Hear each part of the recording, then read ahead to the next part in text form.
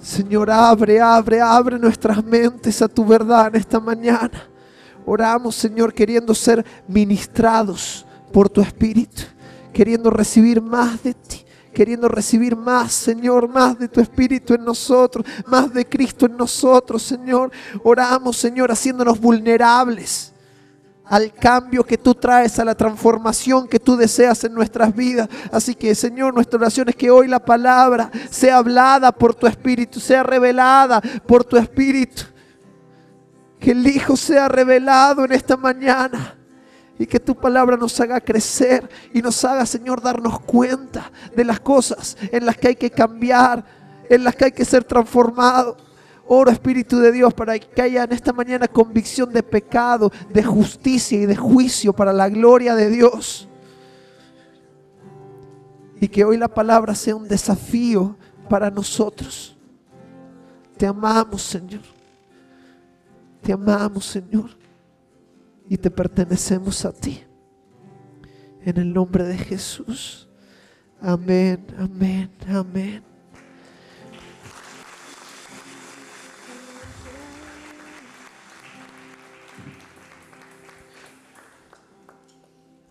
Este es un tema que el Señor ha estado tratando conmigo todo este año y un poquito más de un año.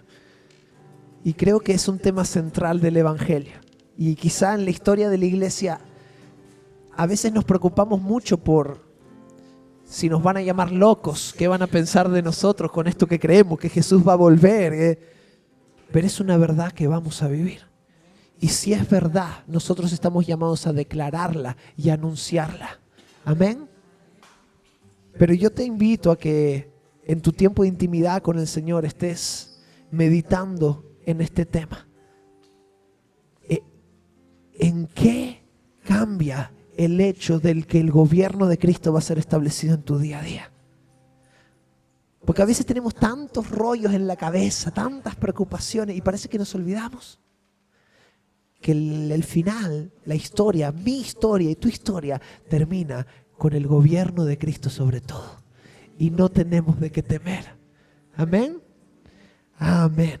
Hoy quiero traerte un tema que es muy desafiante, pero a mí me gusta venir a la iglesia a ser desafiado.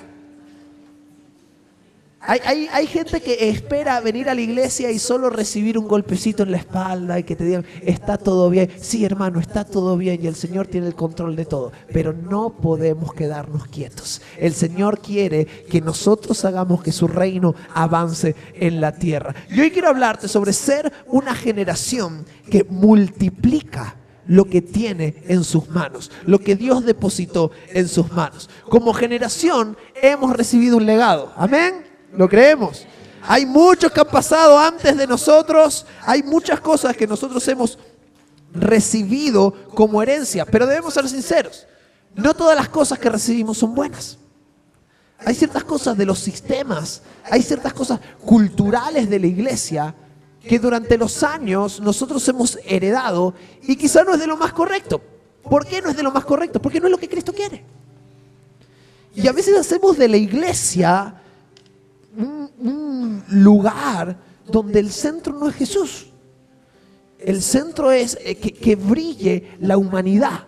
El centro es que yo me sienta cómodo, que yo me sienta bien, que yo me sienta útil. Y solemos mirar para nosotros mismos. Pero la iglesia se trata de Cristo. Entonces la cultura, el sistema y el lenguaje que nosotros tenemos que edificar y desarrollar los unos en los otros tiene que ver con Cristo. Hay cosas que nosotros debemos rechazar de esa herencia. Hay cosas que tenemos que cambiar. También hay cosas buenas que el Señor nos ha dado. Y el Señor nos llama a tomar lo que Él depositó bueno en nuestras manos y multiplicarlo.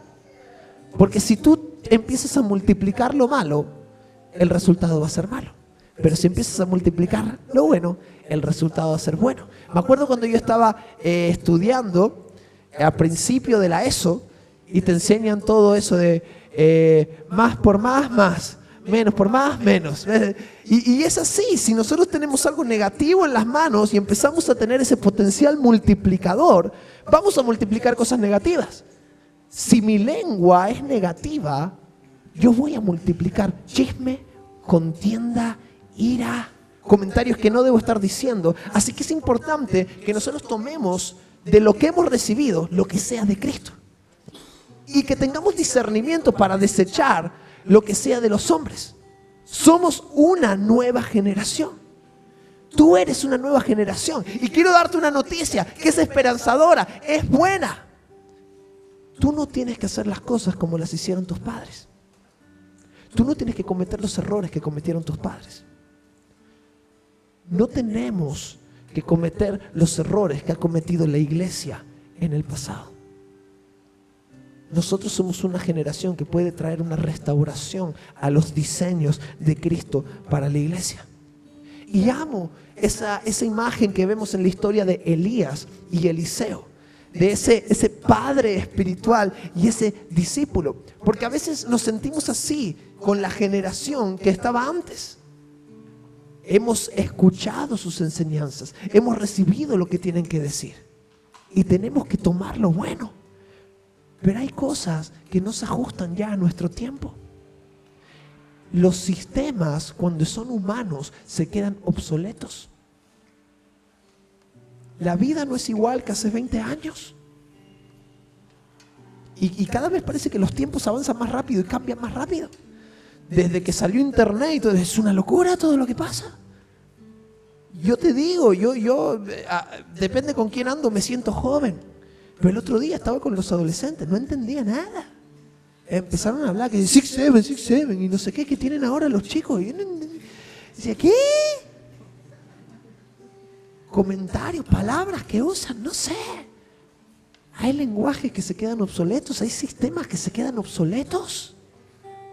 Pero nosotros estamos en el Espíritu de Dios. ¿Eso qué significa? Que nosotros podemos ser renovados al tiempo específico, a la etapa en la que nosotros estamos viviendo.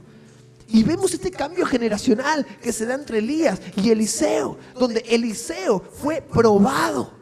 Antes de tomar el ministerio de Elías, Eliseo tuvo que ser probado. Pasó por un proceso de preparación para que pueda afrontar cosas mayores. Y yo soy de los que piensa, amo la generación anterior, honro la generación anterior, pero a nosotros nos va a tocar vivir cosas mayores. Si nosotros hacemos bien nuestro trabajo, vamos a vivir cosas mayores. Y esto no es un insulto a la generación pasada, esto es una honra. Porque a mí me gustaría que la generación que viene después de yo llegue mucho más lejos de lo que yo llegué. Y si nosotros avanzamos, estamos honrando el trabajo que hicieron los que vinieron antes. Dios nos está preparando para tomar en las manos lo que tenemos que multiplicar. Y sabemos que Él nos dio potencial multiplicador. Somos nueva criatura. Y podemos multiplicar al 100 por 1. Por eso no podemos huir, no podemos escapar de los procesos. Quizás esto es algo que hemos escuchado mucho en el último tiempo, pero hoy quiero hablártelo de una forma distinta, si me lo permites.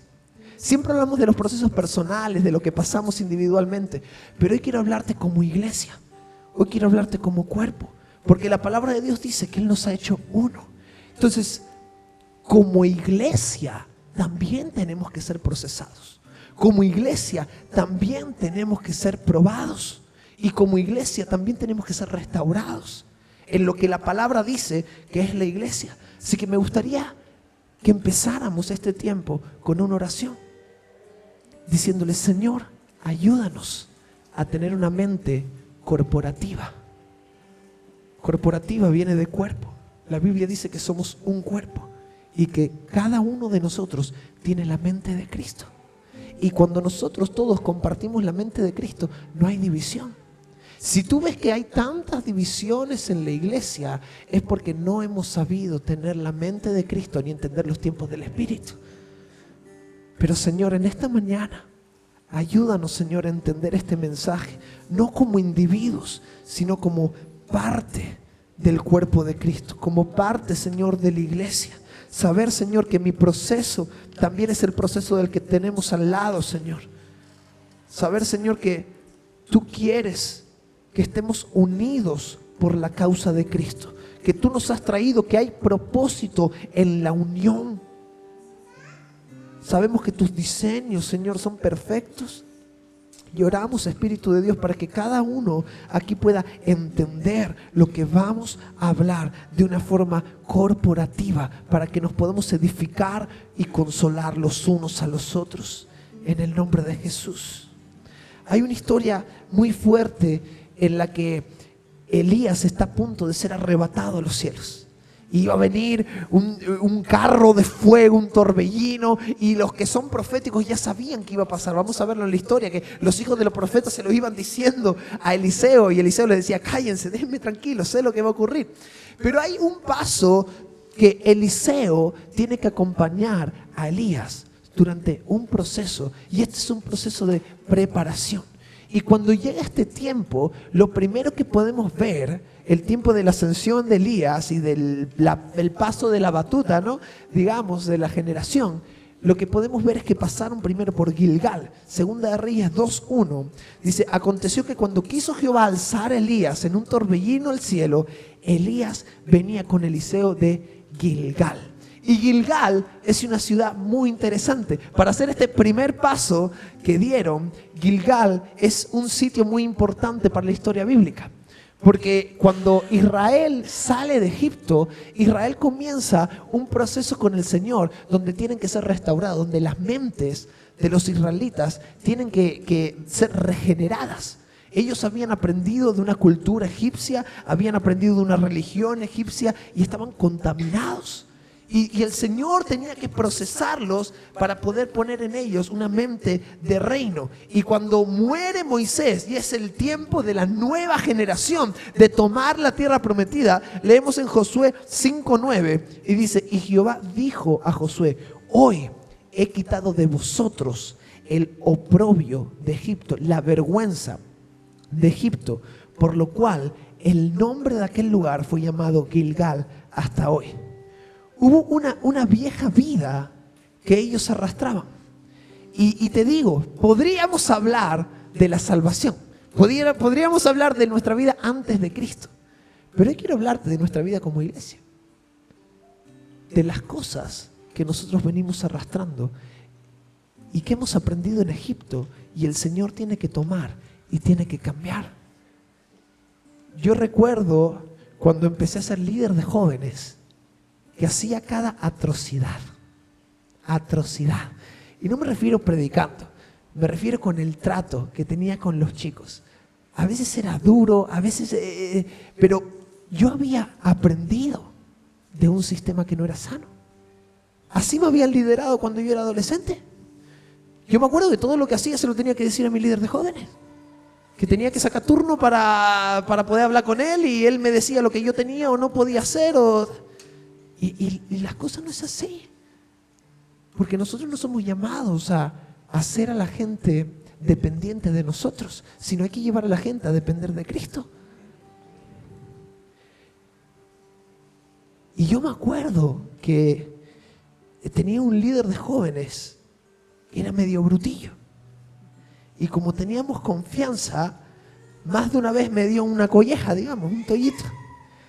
Y llegó mi tiempo de ser líder de jóvenes. Y recuerdo que estábamos reunidos. Esto no sé para qué lo estoy contando, la verdad. Estoy cavando mi propia ruina. Pero recuerdo que teníamos que hacer una obra de teatro y era la primera vez que a mí me dejaban predicar un domingo en mi vida. Y habían preparado los jóvenes una obra de teatro y estábamos reunidos y salimos fuera para orar un momento y nos pusimos todos en círculo y había algunos de los chicos que estaban hablando entre ellos. Y hablaba, le digo: bueno, chicos, vamos a orar. Y el chico seguía: chicos, vamos a orar, chicos, vamos a orar. Y me dice: sí, vamos a orar. Y yo me acuerdo que en ese momento dije: qué mal, qué desastre acabo de hacer, ¿qué hice? Y yo me di cuenta de la tendencia que tenemos a volver al oprobio de Egipto, a los sistemas en los que nosotros hemos sido educados, hemos sido criados. Y recuerdo que los mandé a todos los demás después de orar y me quedé con ese muchacho. Le dije: espera un momento. Y le pedí perdón. Y le dije: no está bien lo que hice. Me dice: no, bueno, no pasa nada. No, sí pasa porque esto no se puede volver a repetir. No está bien. No está bien el que la gente sea controlada por un liderazgo inseguro. No está bien que el liderazgo de la iglesia esté buscando hacer sentir a la gente culpable por faltar un domingo. No está bien. No está bien que quieras meterle la mano en el bolsillo de la gente para sacarle dinero. Hay cosas en las que no podemos volver a caer. Que la iglesia no es piramidal. Y cuando el Señor me revela el diseño, y yo entiendo eso, que estar en la parte del liderazgo de la iglesia no tiene que ver con tener mayor autoridad, tiene que ver con tener una mayor responsabilidad en dejar lo tuyo para encargarte de lo de los demás. Y cuando esto empieza a iluminarte el coco, tú dices, el oprobio de Egipto tiene que ser borrado. Tantas cosas que hemos aprendido, por las que hemos pasado, que no son correctas. Y diré más.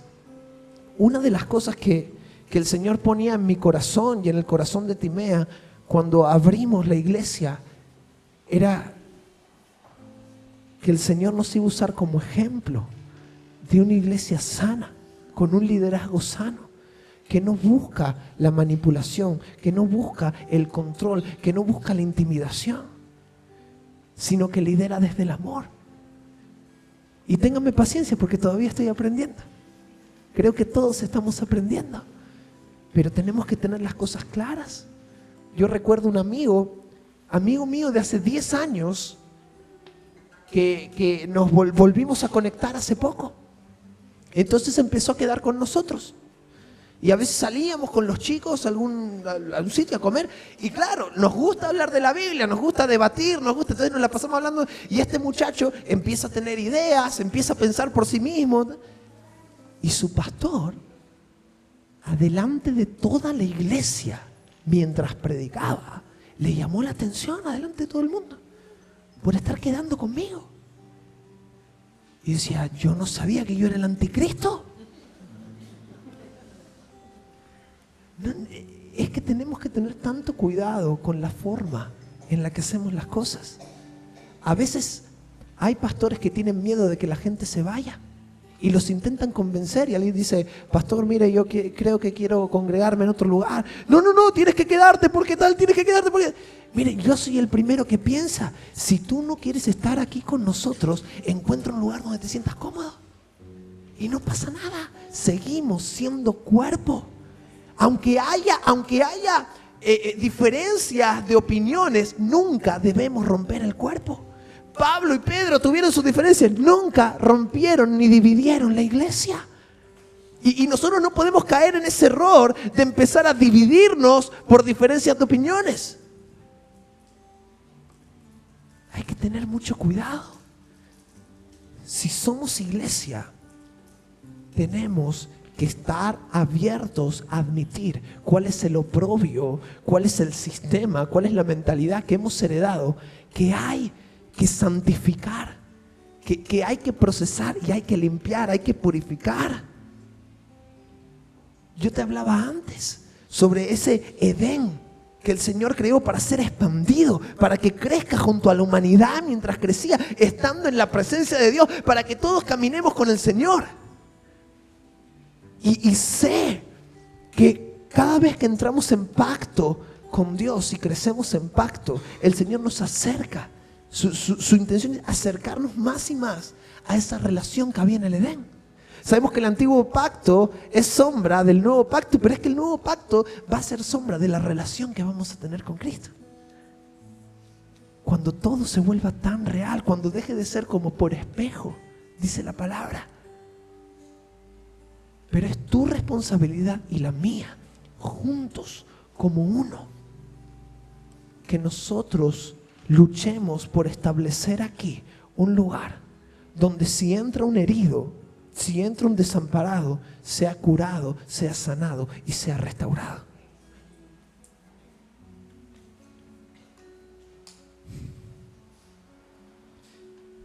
Gilgal, el Señor quita el oprobio de Egipto.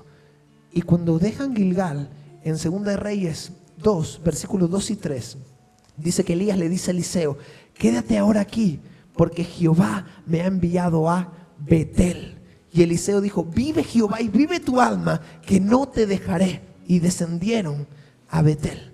Betel significa lugar de cielos abiertos, ciudad de luz y casa de Dios.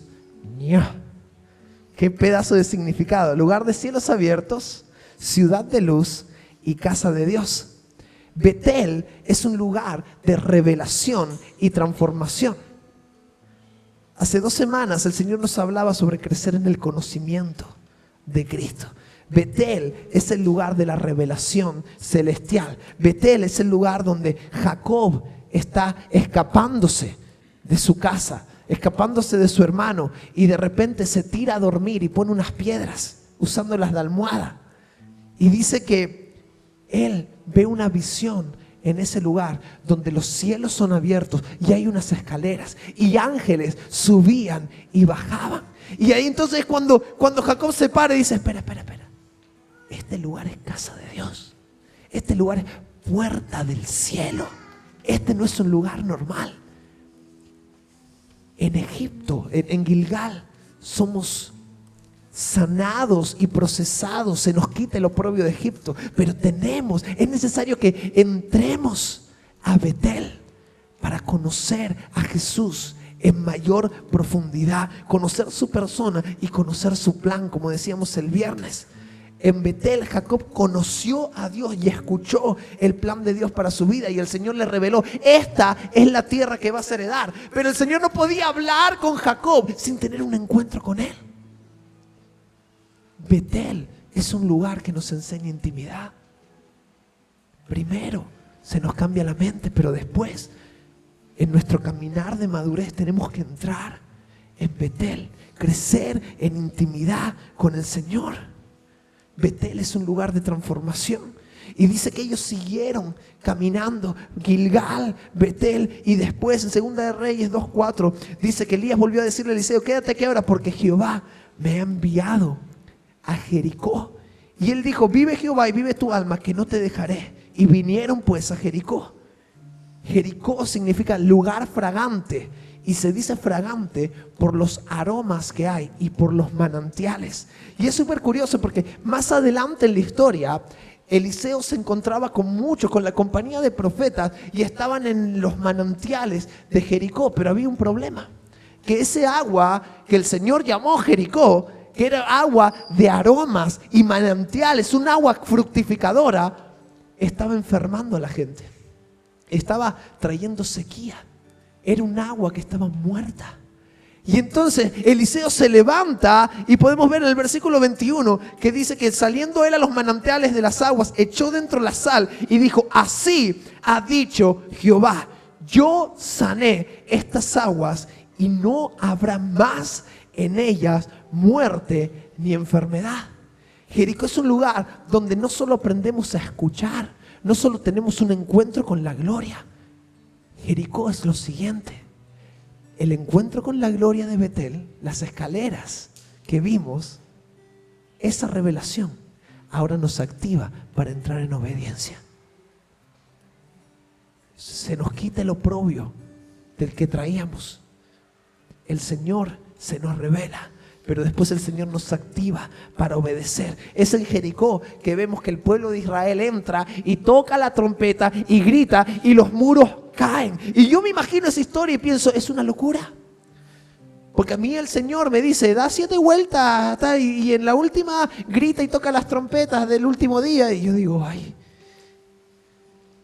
Pero Jericó por eso es un lugar tan especial. Porque en Jericó aprendemos a no excusarnos, sino que obedecemos. El Señor habla y nosotros obedecemos. Por muy descabellado que suene el plan de Dios, nosotros obedecemos. Jericó es un lugar de locuras santas. Jericó es el lugar donde el Señor nos enseñó a estar donde estamos. Fue por obediencia que el Señor abrió las puertas para que podamos tener esta nave que tenemos ahora. esto es una locura. Solté todos los ahorros en esto. ¿Por qué? Porque entramos por fe. Y sé que nada me faltará. Pero esto es para el reino de Dios. Y yo te soy sincero. Cuando estaba en Egipto, quizá ni hubiera soñado con esto. Que a los 2 meses de abrir la iglesia íbamos a tener un lugar así. Es que yo creo que no me lo hubiera creído. Que íbamos a ser quienes somos ahora. En tan poco tiempo el Señor iba a hacer las cosas que ha hecho hasta ahora. Glorioso Dios. Pero por eso es tan necesario pasar por Jericó y aprender a obedecer sin excusarnos. Aprender a escuchar la voz de Dios y tener fe y decir, si Dios lo dijo, Él lo hará, porque Él no es hombre para mentir, ni hijo de hombre para arrepentirse. Y si el Señor me pide una locura y me pide dar un paso de fe, yo lo voy a dar porque sé que estoy en sus manos. Jericó nos enseña a mirar a los muros y ir a enfrentarnos con una trompeta. Porque las estrategias y las tácticas del cielo no tienen nada que ver con las terrenales. Déjame decirte esto, a través de la obediencia en fe, nosotros entramos a la dimensión de la voluntad de Dios. Y en esa dimensión de la voluntad de Dios es donde nosotros somos agentes de restauración y podemos devolver las cosas a su esencia. Entonces nosotros venimos de Egipto pensando que las cosas deben ser de una forma, pero el Señor nos mete en Gilgal, nos cambia el coco, nos empieza a revelar cómo es su diseño, cómo son sus maneras, nos lleva a Betel, donde nos muestra su gloria, nos enamoramos de su persona, después entramos a Jericó, aprendemos a obedecer y de repente muros comienzan a caer. Y de repente esa fe que el Señor te enseñó para que obedezcas, te lleva a pararte delante de un manantial y hablarle a las aguas. Sean sanas porque el Señor lo dice. En el nombre de Jesús, sean sanas. Y no solo somos amados de Dios y adoradores, sino que somos hacedores de su voluntad en la tierra. Pero si escapamos de los procesos, ¿cómo es que vamos a llegar a esto? ¿Cómo el Señor nos va a enseñar estas cosas? Cuando solo estamos pensando en lo nuestro personal y en los problemas naturales. Eliseo entiende la voluntad de Dios y se mueve buscando alinear la realidad terrenal a la realidad celestial. Y eso es lo que nosotros como iglesia estamos llamados a hacer. Bajar el reino de los cielos y manifestarnos en la tierra. Ver lo que el Señor está hablando, escuchar la voz de Dios y decir, espera un momento. Si los cielos están hablando esta dirección y lo que vemos está yendo en esta dirección, o los cielos se equivocan o mi realidad está mal. Pero sé, porque pasé por Jericó, sé, y el Señor me enseñó que si yo hablo las palabras del cielo, la tierra se va a alinear. La tierra se va a alinear a la voluntad del Padre en el nombre de Jesús. En Jericó aprendemos obediencia y rendición, y Jericó nos libera de la tiranía de la lógica. A veces somos cristianos muy lógicos. Cuidado. Yo tiendo a ser bastante lógico en las cosas que pienso y en las cosas que hago.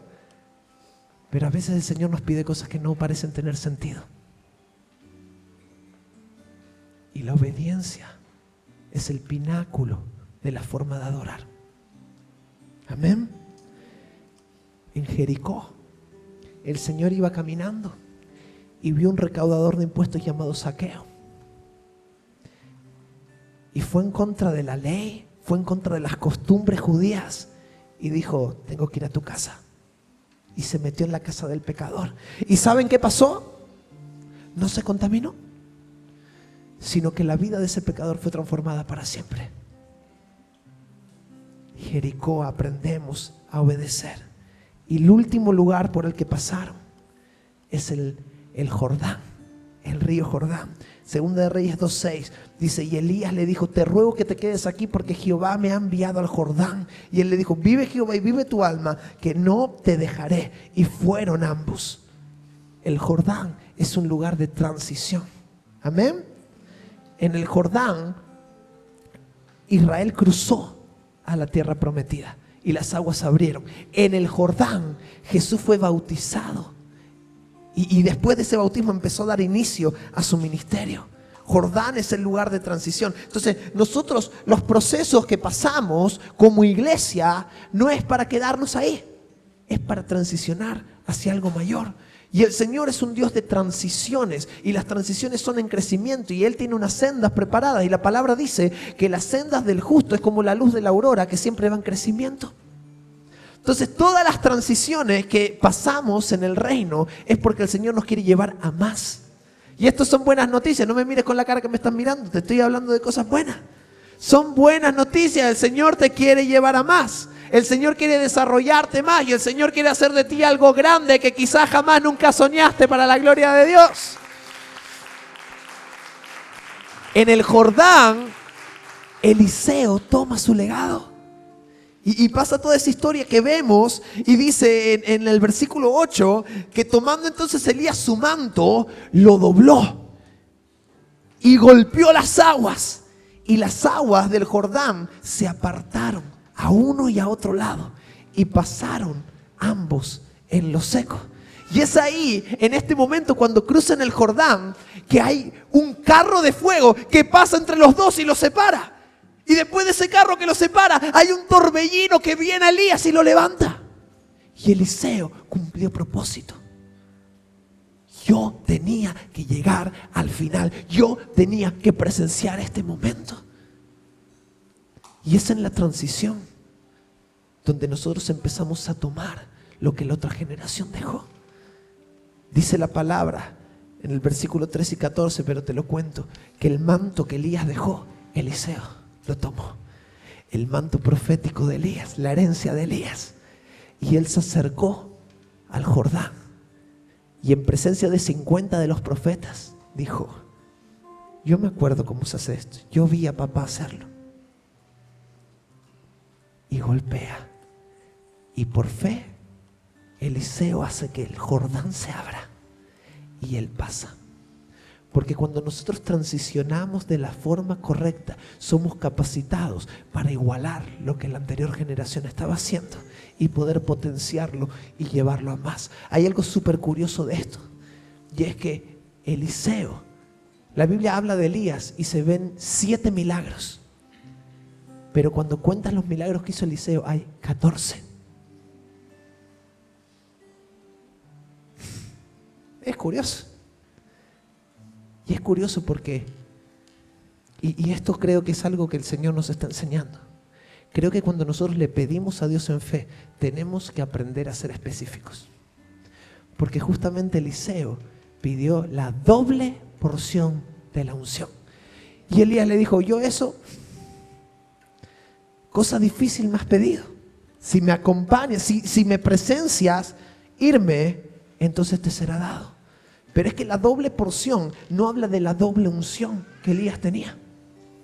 Porque yo no puedo dar el doble de lo que yo tengo. Yo solo puedo dar de lo que tengo. Entonces, ¿qué habla la Biblia cuando habla de la doble porción de la unción? Habla de la herencia. Cuando en la cultura judía el primogénito heredaba el doble que todos los demás. Si tú tenías 3 hijos, tú tenías que dividir tu herencia en 4. Y cada uno tenía una porción y la porción extra se la llevaba el primogénito, pues se llevaba el doble de los demás. Y cuando Elías estaba diciendo, cuando Eliseo le pidió la doble porción de la unción, le estaba diciendo: yo quiero la herencia principal. Lo que él estaba pidiendo era el ministerio de Elías. Y es curioso porque Eliseo tuvo que separarse del lugar donde venía. Dice la palabra que él se encontraba con las yuntas y Elías vino y le echó el manto a él y lo llamó a seguirlo. Entonces Eliseo volvió y besó a sus padres para despedirse. Quemaron las yuntas, las comieron entre todos, pero ese beso en la cultura judía significaba que estaba renunciando a la herencia. Y para tomar la herencia profética, Eliseo tuvo que renunciar a la herencia natural. Y hay muchos que estamos luchando por herencias naturales, cuando el Señor tiene algo mucho más grande en lo sobrenatural para nuestras vidas. Voy a terminar con esto. hay un manto que ha caído sobre nosotros. Y es un manto de mucha honra. Es un manto de poder. La forma en la que tú vas a activar lo que ese manto significa en tu día a día, en tu vida, depende de ti. Porque el Señor ya lo soltó sobre ti. El manto del Espíritu Santo ha sido derramado sobre tu vida en el nombre de Jesús. Entonces hay que entrar en una fase de activación, porque ese manto, ese espíritu que vive en ti, es el mismo poder que resucitó al hijo de la muerte. Ese manto es el que le permitió a Eliseo sanar las aguas de los manantiales. Es el manto del espíritu que venía sobre ellos y ellos empezaban a profetizar de parte de Dios. Y el manto del Espíritu Santo está sobre tu vida. Ahora te pregunto, ¿qué uso le vas a dar? ¿Qué uso le vas a dar? El Señor tiene pensado hacer con nosotros cosas muchísimo más grandes que las que hizo con nuestros padres.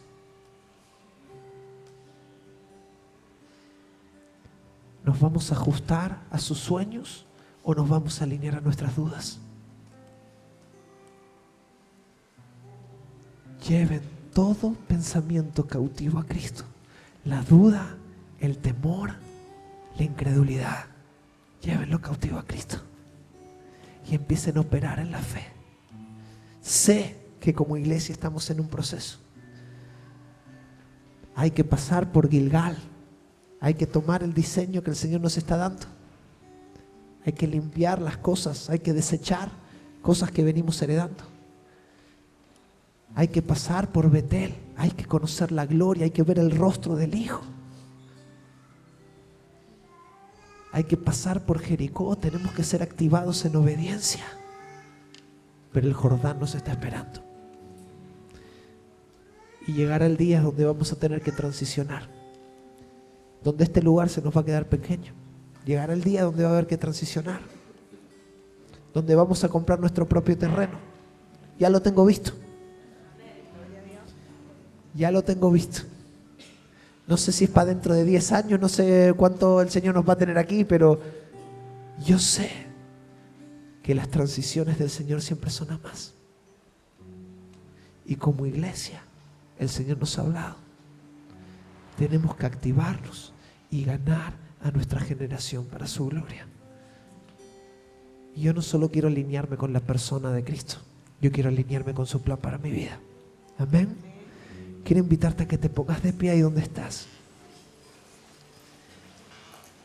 y le digas: Espíritu de Dios, perdóname si alguna vez he querido escapar de los procesos. Perdónanos, Señor, como iglesia, si hemos ignorado la dirección en la que nos estabas llamando a ir. Pero algo tenemos claro: queremos seguirte a ti, queremos seguirte a ti, queremos seguir tu voz, queremos seguir tus palabras. Así que Espíritu de Dios, henos aquí, dispuestos a obedecer. Tuyos son, Señor, nuestros recursos. Tuya, Señor, es nuestra fuerza. Tuyo, Señor, es nuestro futuro. Tuyo, Señor, son nuestras familias, nuestras relaciones. Te pertenecemos a ti, Jesús. Danos sabiduría administrativa para multiplicar todo lo que has puesto en nuestras manos, para que cuando Él vuelva, nosotros podemos devolverle más y adorarlo. Jesús, te amamos y nos rendimos a ti. Y oramos esto en el nombre poderoso de Jesús. Dale un aplauso al Señor ahí donde estás.